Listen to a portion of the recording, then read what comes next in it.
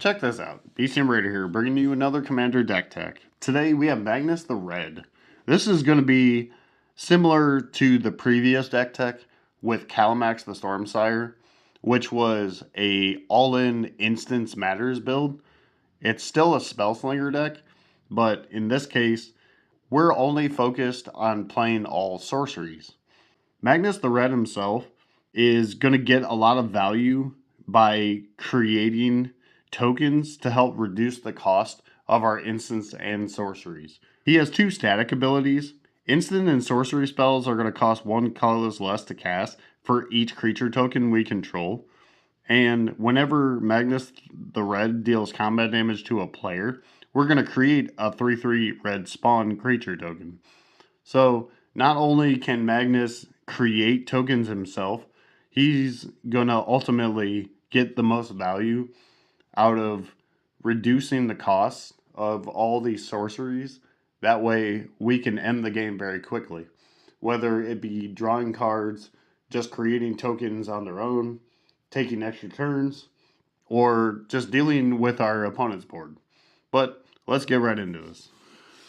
What's up are all the sorceries. These sorceries are going to create all of the tokens for us. So we have Dragon Fodder. This is going to create 2/2/1 red goblins. Krenko's Command, which is the exact same card.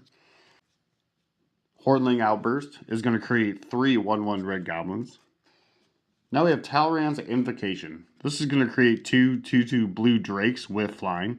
That way they can block flyers for us. Now we have a couple cards that are going to copy themselves with the Storm mechanic. So we have Elemental Eruption. This is going to create a 4/4 red dragon with flying and prowess.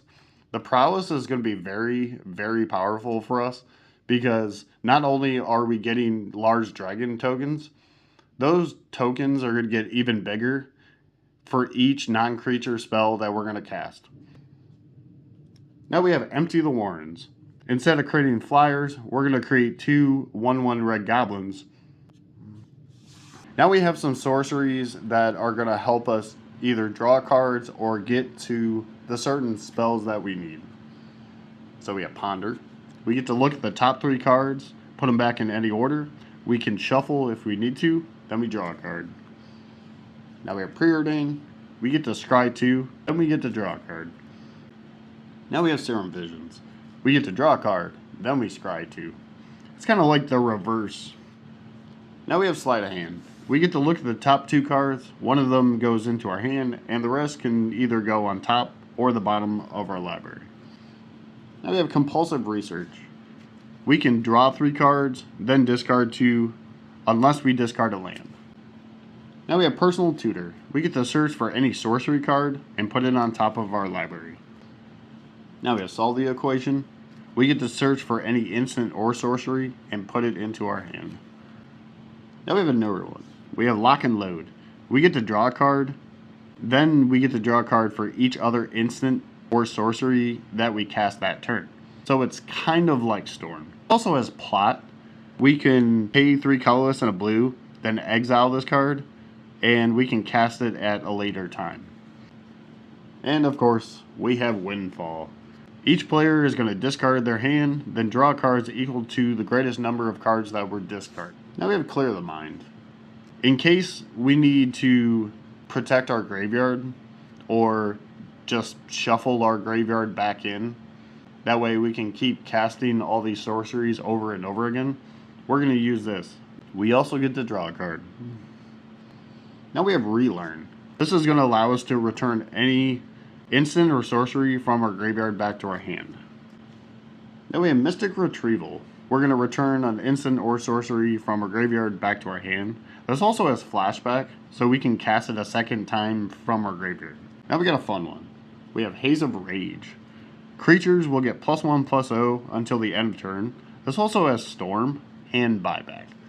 So we're going to copy Haze of Rage for each spell that was cast previous to this. But if we pay basically 4 mana, we can keep returning Haze of Rage back to our hand. Now we have Mizzix's Mastery. This one is going to be very fun. We get to exile any card if it's an instant or sorcery from our graveyard And then for each card exiled this way, we get to copy it. This also has overload, so we're going to get back every single sorcery from our graveyard.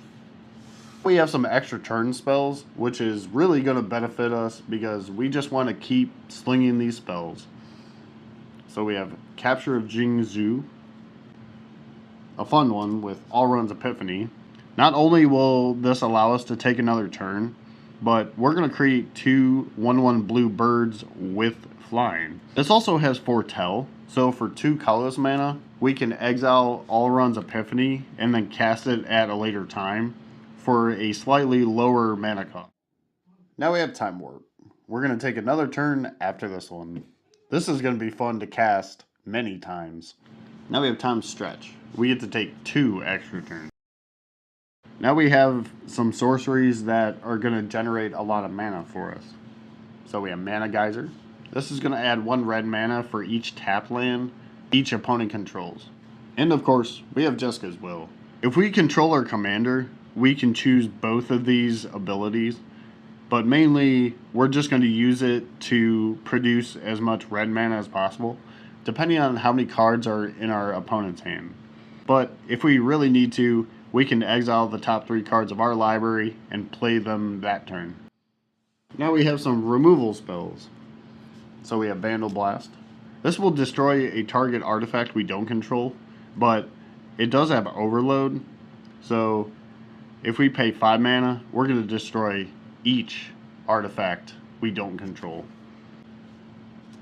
Now, just to throw around some damage, we can deal 4 damage to target creature we don't control, or if we overload it for 6 mana, we're going to deal 4 damage to each creature we don't control. If we just need to return everything, we have River's Rebuke. We're going to return all non-land permanents that target player controls. Now we have Coastal Breach. We're going to return all non-land permanents to their owner's hand. This is going to bounce everything, but this does have a built-in cost reduction where it's going to cost 1 colorless less for each opponent we have. Now we have a whole bunch of X spells that are going to be very beneficial for us and very devastating for our opponents. So we have Mind Spring. We're going to draw X cards. Now we have Curse of the Swine. We're going to exile X target creatures, and for each creature that's exiled that way, its controller is going to create a 2/2 green boar. Of course, we have the iconic Fireball. For X damage, we can deal X damage to any number of targets.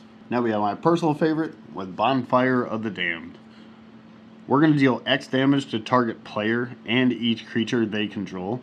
This also has Miracle. If it's the first card you drew that turn, you can pay it for 1 red and X rather than 1 and double X. Now we have Jaya's Immolating Inferno.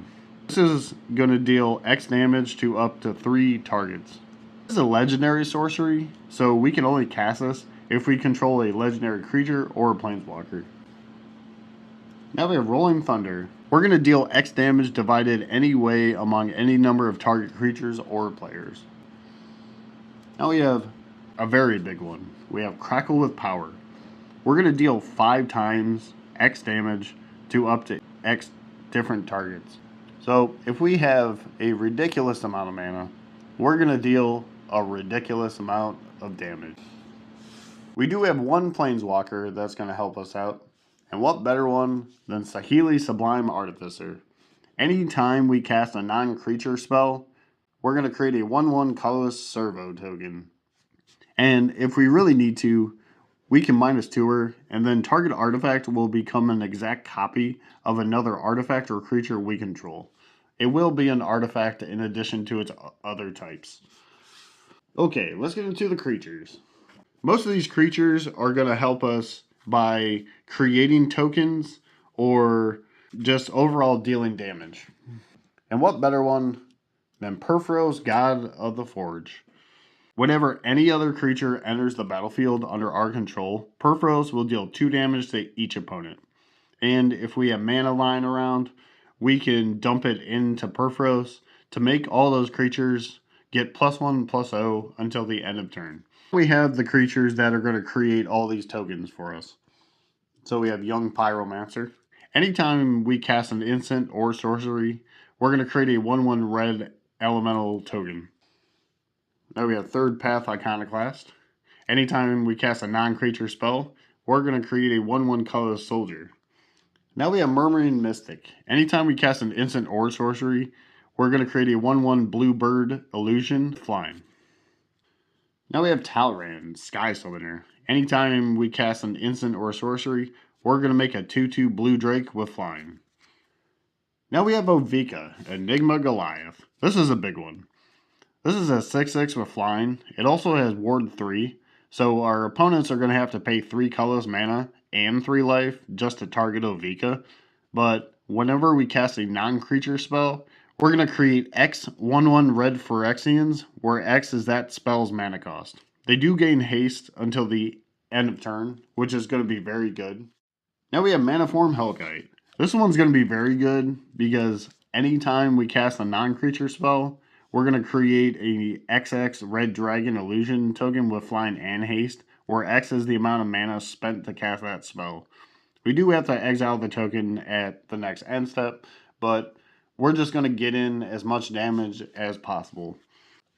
Now we have Junkwinder. This has affinity for tokens, so it's going to cost 1 colorless less for each token we control, and has a static ability. Whenever any other token enters the battlefield under our control, we're going to tap down a non-land permanent a opponent controls, and that permanent won't untap during the next untap step. So we're going to use these tokens to enter the battlefield, to deal damage, and lock down our opponent's board state. Now we have Archaeomancer. We're going to use this to return any instant or sorcery from our graveyard back to our hand. Similar to that, we have Anarchist. When this enters, we're going to return an instant or sorcery back to our hand. Now we have Pinnacle Monk. This is what's called a MDFC. So either it's going to be the creature, or if you need to, you can play it as a land. But I really like Pinnacle Monk because it already has prowess. So whenever we cast a non-creature spell, that creature is going to get +1/+1. And when it enters the battlefield, we're going to return any instant and sorcery back to our hand. Now we have Balmor Battle Mage Captain. Whenever we cast an instant or sorcery, creatures we control will get +1/+0 and trample until the end of turn. Trample is very important, and it's not even a green effect, because you want to push this damage through. Okay, let's get into the artifacts. We have our Soul Ring, our Arcane Signet, our Izzet Signet, our Talisman of Creativity. Now we have Skull Clamp. Since we're going to be creating a whole bunch of little creature tokens, we're going to use those creature tokens to draw us cards. Now we have Wayfarer's Bauble. That way we can go get lands when we really need to. Now we have Elixir of Immortality. I really like Elixir in decks that you want to continually cast the things over and over and over. Plus we're going to gain 5 life, which is going to help us protect our life total. Now we got a fun one. We have Primal Amulet. This is going to reduce the cost of our instant and sorceries by 1 colorless. But whenever we cast an instant or sorcery, we get to put a charge counter on Primal Amulet. And if there's 4 or more charge counters, we get to transform it. It'll become Primal Wellspring. This is going to produce a mana of any color. And whenever that mana is spent to cast an instant or sorcery, we get to copy that spell. Now we have Vidalcan Orrery. This is going to allow us to play non-land cards anytime we can cast an instant. So all these sorceries are going to become instants. Okay, let's get into the enchantments. We have Leyline of Anticipation. That way we can cast spells as though they were instants. This is going to be very good against our opponents because they're not going to expect us to cast things on their turn. Now we have a personal favorite with Shark Typhoon. Anytime we cast a non-creature spell, we're going to create a XX blue shark, where X is that spell's mana cost. but if we really need to, we can cycle this. Now we have Metallurgic Summonings. Anytime we cast an instant or sorcery, we're going to create an XX colorless construct, where X is that spell's mana cost. We can also pay 3 colorless and 2 blue and exile Metallurgic Summoning. This will allow us to return all instants and sorceries from our graveyard back to our hand. Now we have some enchantments that are going to utilize all these tokens. So we have Impact Tremors. Whenever any creature enters the battlefield, we get to deal 1 damage to each opponent. Now we have Goblin Bombardment. We can use these tokens just by sacrificing them to deal 1 damage to any target. Okay, let's get into the land base. We have our Command Tower, our Scalding Tarn, our Steam Vents, our Shivan Reef, our Sulphur Falls, Temple of Epiphany. This is going to enter and then allow us to scry 1 if that card on top of our library should be there or not. Now we got some cycling lands. So we have Lonely Sandbar and Forgotten Cave. Now we have my personal favorite. We have Mystic Sanctuary. As long as we control 3 or more islands, this will enter untapped. And when it does, we get to return an instant and sorcery from our graveyard back on top of our library. Now we have some basic fetch lands. So we have Evolving Wilds and Terramorphic Expanse. And because we're going to be drawing lots of cards, we have Reliquary Tower. That way we can keep those cards in our hand. Now we have Desolate Lighthouse. This is going to ensure that we can continually draw cards, and if that spell we discard has flashback, we're just going to discard that. That way we can cast it from our graveyard. We have 12 islands and 10 mountains. And that was the Commander deck tech for Magnus the Red. I really hope you guys enjoyed this very fun Sorceries Only Spellslinger build. This is a new take on how to really utilize sorcery spells on your turn, but also catch your opponents off guard by casting them on their turn. Overall, just doing fun Spellslinger type things. But let me know in the comments below if you guys have any suggestions on how to either speed this deck up, or if you feel this is a very good build, let me know. Be sure to like, comment, subscribe, share these videos, and I'll see you guys in the next one.